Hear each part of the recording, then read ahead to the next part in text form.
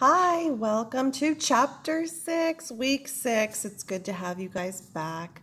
I hope you're not getting tired of my videos because I do hope that it brings a little something to your monotonous reading. I know that an online class is a lot of reading, and it also is a lot of responding to those essay questions. So I do know that it does take a lot of time to answer all 5 as well as do the quiz, but in contrast to a face-to-face class where you're stuck here for 3 hours each week, it's much better to do it at your own leisure. So I hope you guys are finding that's the case. If not, I am available on Mondays from 6:30 to 7:30 at Cuyamaca College.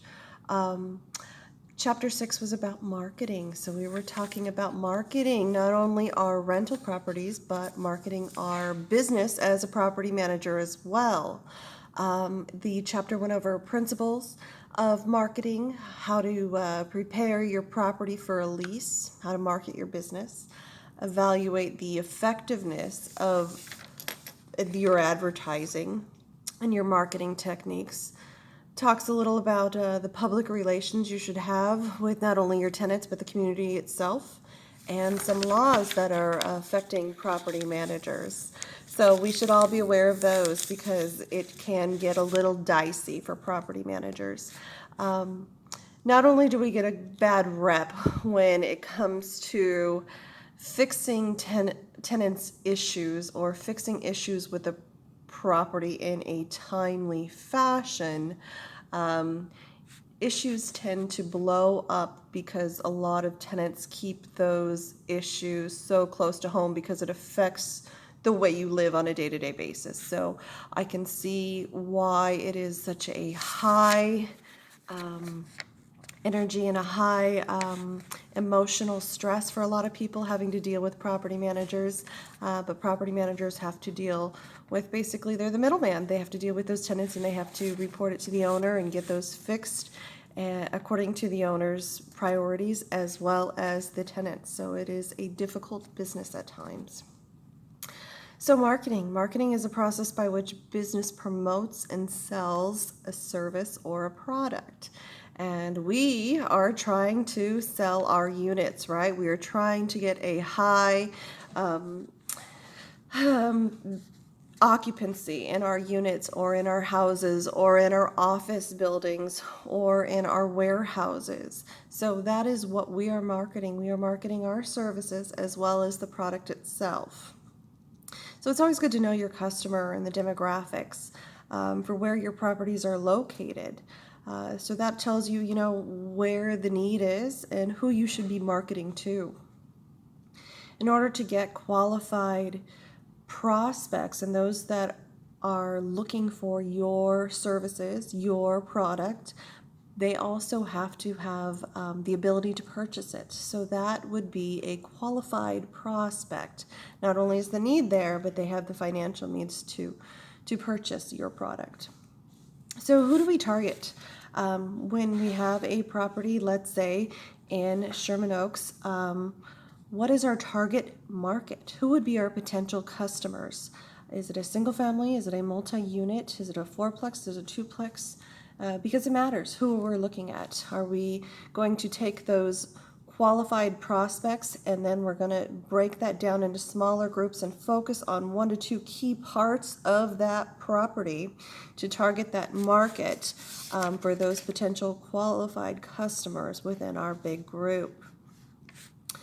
It's good to know about branding yourself as a property manager, developing an image, just like many companies, hotels, for example, have certain images that they portray, such as a Holiday Inn, a Marriott. You already know what quality and what services you're going to get when you stay at a Hilton versus a Motel 8.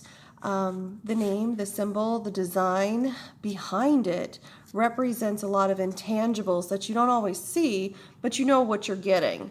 So branding is an important part of marketing, identifying a specific idea or symbol with a product or a service. The book also went into advertising, how to advertise, and boy, that has changed over the years. Not only how much is needed, but how big of an audience to reach. And with the ability that we have now on the internet, the audience has expanded dramatically. Not only are you looking in your immediate neighborhoods now, but you're able to expand outside of those immediate neighborhoods and look for potential tenants or potential clients who you could be representing as their property manager on a bigger scale. So how do we market? How do we market as property managers? I get this question a lot. What website, what magazine do you use primarily to market your properties when you have a tenant moving in or out?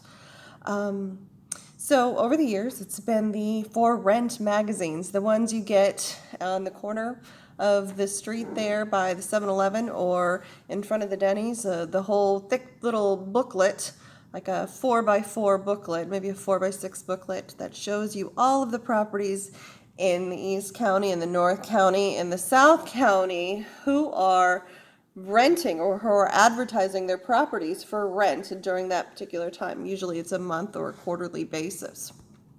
And for years and years, it's been the main source, as well as classified ads in the newspaper for us property managers. But now that has changed due to the internet and global networking.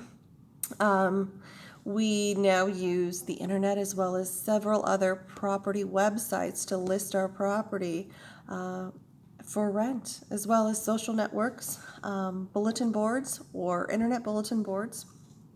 We also use other property managers' websites to market our properties, real estate agents, rental services. We could use a viral mailer or a viral email mail out to target potential audiences based on the demographics that we choose.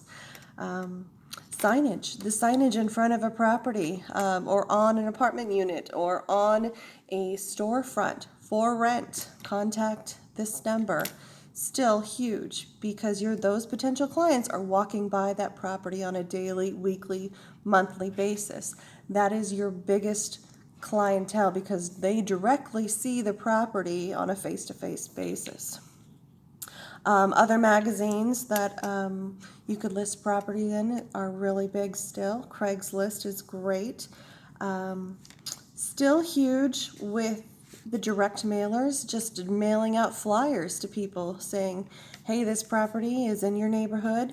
Maybe you know somebody. If your neighbor down the street, you probably want somebody that you know or your brother, sister, family member to come and live near you because that is how you can control basically who lives next door, who you know. A good opportunity that property managers don't utilize enough is marketing through their current tenants. So if they have an apartment building, 15, 20 units, and they have 1 or 2 occupancies, I would first start off with my signage on the property for rent, available as of this date. Then go to the current tenants. The unit next door to you will be available on October 30th. Do you have anybody who would potentially be interested? How would I get a hold of them? Could you please provide them with my contact information? Open houses are great to have for the foot traffic you get in. Nowadays, rental units are really a hot commodity, and people love to window shop. Even if they are not potential clients, they like to come and look, see how other people decorate their houses, see how they've done the bathroom or redid the kitchen. So open houses are a great tool for property managers. Radio ads are good. I've seen people do promotional presentations where they invite people out for a free lunch and then say, oh, by the way, if you're interested in these properties, I have these available for rent. Providing current tenants or tenants that are potentially going to be moving out with additional incentives to sign on for another lease are a good incentive to fill that occupancy rate as well.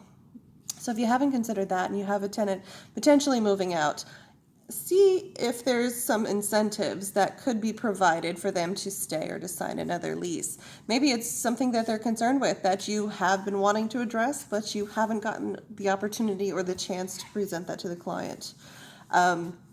It is expensive to advertise. Not only does it take resources such as your time and your efforts to advertise, as well as money for these particular advertising methods, you are sitting on top of multiple units that are not being occupied. So that is loss of potential income for the client. The quicker you can get a turnaround, the better, and you are going to feel the pressure. So it is always better to keep those potential clients or those long-term tenants in place. You could also solicit directly door to door. You could contact potential clients by calling up or cold calling people saying, hey, I have an office building for rent. It's 3,500 square feet available in the City Heights area.